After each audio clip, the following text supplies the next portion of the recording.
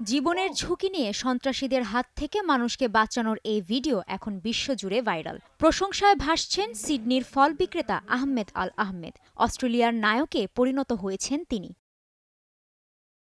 Sydney পুলিশও স্বীকার করেছে আহমেদের বিরচিত এই পদক্ষেপ বহু মানুষের প্রাণ বাঁচিয়েছে, নয়তো মৃত্যুর সংখ্যা হতো অগণিত। আরও বড় বিপর্যয় থেকে অস্ট্রেলিয়াকে বাঁচালেন এ মুসলিম নাগরিক। তবে বন্দুকধারীর গুলিতে আহমেদ নিজেও আহত হয়েছেন। তার কাঁধে ও হাতে দুটি গুলি লেগেছে। তিনি হাসপাতালে চিকিৎসাধীন। সামাজিক যোগাযোগ মাধ্যমে সবাই দেখেছেন ঘটনাটি কিভাবে ঘটেছে। আহমেদ এখন হাসপাতালে ভর্তি রয়েছেন, তার অস্ত্রোপচার হয়েছে। আমরা আশা করছি তিনি সুস্থ হয়ে উঠবেন।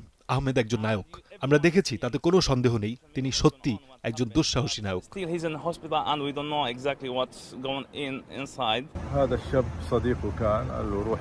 আমার ছেলে একজন নায়ক, মানুষকে সাহায্য করার প্রবৃত্তি তার মধ্যে আছে ছোটকাল থেকেই। যখন আহমেদ দেখল এই মানুষগুলো মাটিতে পড়ে আছেন, রক্তে ভিজে আছেন, তখন তার বিবেক ও নৈতিকতাই তাকে সন্ত্রাসীর উপর ঝাঁপাতে এবং তার হাত থেকে অস্ত্র ছিনিয়ে নিতে সাহস জুগিয়েছে। আমার ছেলে একজন নায়ক, আমি সত্যি গর্বিত।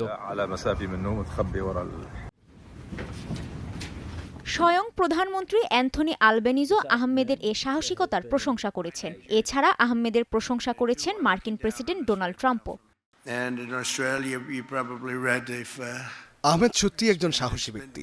সন্ত্রাসীর কাছে এগিয়ে গিয়ে সরাসরি তার উপর আক্রমণ করে অনেক জীবন বাঁচিয়েছেন তিনি বর্তমানে হাসপাতালে আছেন এবং গুরুতরভাবে আহত।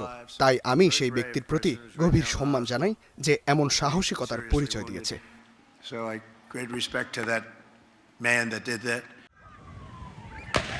রোববার সিডনির বন্ডাই সৈকতে ইহুদিদের হানুক্কা উৎসবে এ হামলা চালানো হয়। হামলা চালানো দুই বন্দুকধারী ছিলেন বাবা সাজিদ আকরাম ও তার ছেলে নাভিদ আকরাম। গেল ৩০ বছরের মধ্যে অস্ট্রেলিয়ার সবচেয়ে রক্তক্ষয়ী বন্দুক হামলার ঘটনা এটি। এ হামলাকারীরা যেমন মুসলিম, তেমনি যিনি মানুষের জীবন বাঁচাতে নিজের প্রাণ তুচ্ছ করলেন সেই আহমেদও একজন মুসলিম। পার্থক্য কেবল মনুষ্যত্বে আর ধর্মের মূল দর্শনের বোঝাপড়ায়।